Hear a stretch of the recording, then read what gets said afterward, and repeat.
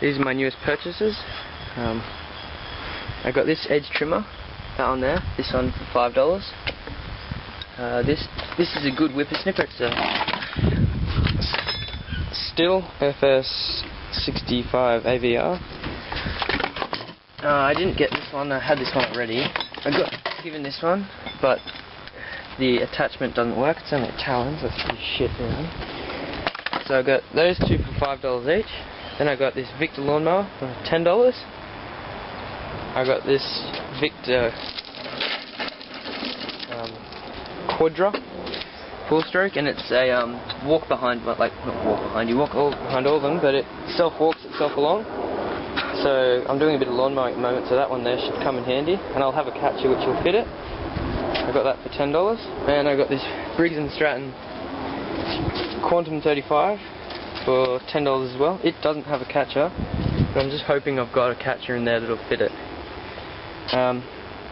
So I went up there one day and I wasn't going to buy it. Wasn't going to buy them for $10 because I thought that's a bit expensive. But then I remembered that I was going to buy some off eBay, and the ones off eBay would have worked out to be about $20 each.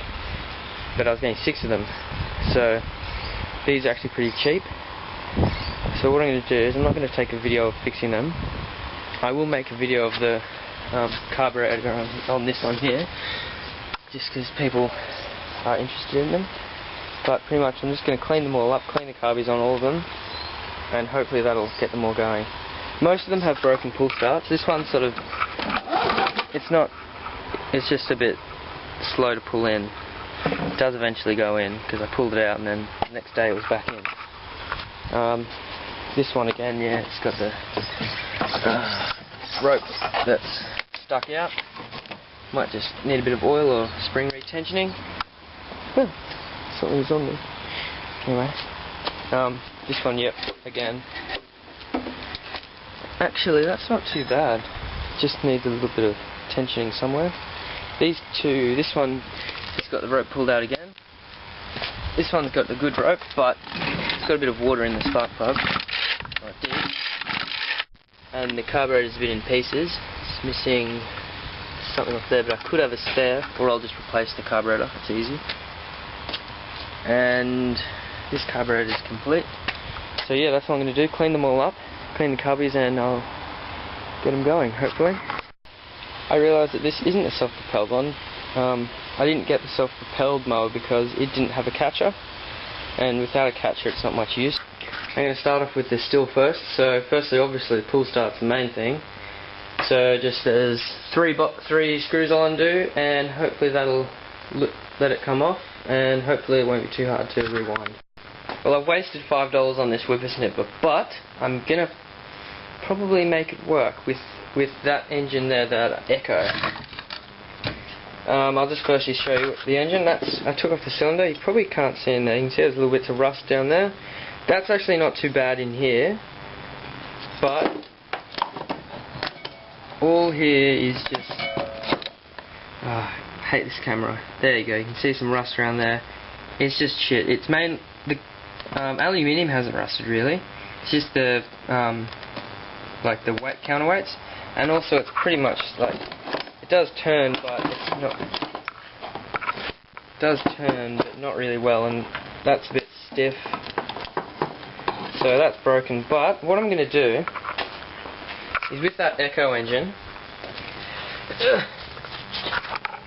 that end of the shaft there is like a square, but the end of the shaft that goes onto the Echo is like a star. It's like got lots of little ridges, but they'll be the same diameter. So what I can do is I can make an adapter out of steel, machine it on the lathe so it's a neat fit, and then hopefully weld it on.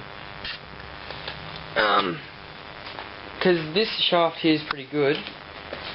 That end there looks like it's a good head, and I need a proper brush cutter, or proper good whippersnipper, one that has a clutch and has a good engine in it. And that little Echo there, that's a brilliant little engine. Yeah, I'm probably not going to port it yet, but we'll see how this goes. I've worked it out. All I've got to do is join that end there onto this shaft here so that it ends up being the same length, because luckily they're quite similar in their design. So I'll make something up on the lathe so that they fit in, so this shaft and this shaft fit in quite neatly. Then I'll braze it in, because welding will distort it, and brazing is still quite strong, still should be strong enough, but it won't distort the metal. So it should be quite straight, and then I'll have a pretty decent looking Franken edger, a Franken brush cutter. Frankenstein, if you don't understand that, but anyway, because it's made from two different engines, and a different engine and a different shaft. That's kind of what I was going to do with that yellow one on the left there, but I just the fuel tank leaked, and also I ripped one of the gaskets in the car because it's pretty old and wasn't moving. So yeah, that's what I'm going to do now. Make this little adapter. While the bandsaw in there is cutting the metal, I'll just put a bit of this start your bastard stuff in this engine and see if it probably enough. This is not going to be easy, but I'll give it a no, hang on. Put it on the ground. Hopefully you can do that, but whatever.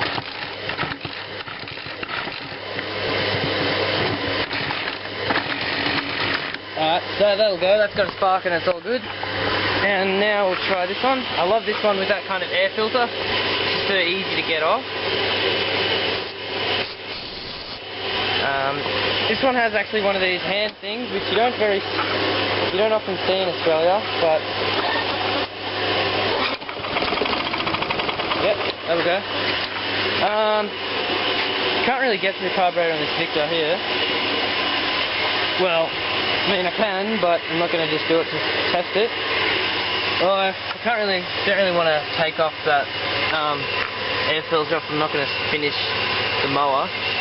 So I'll wait until I start working on them before I take the air filter off. Okay, the adapter is made, that's it there.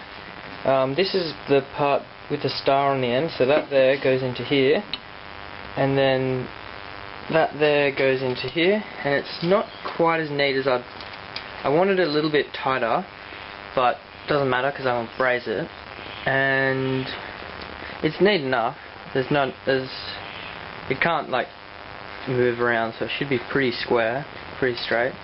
And then I'll have a whippersnipper, well, brush cutter, a good whippersnipper, brush cutter, good one.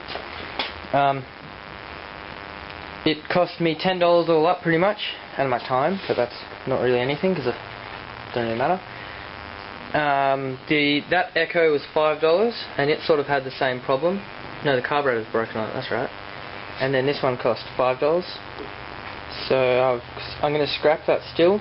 I've taken the carby off it, and I'll keep the fuel tank, and I'm going to keep the magneto, but otherwise it can be scrapped.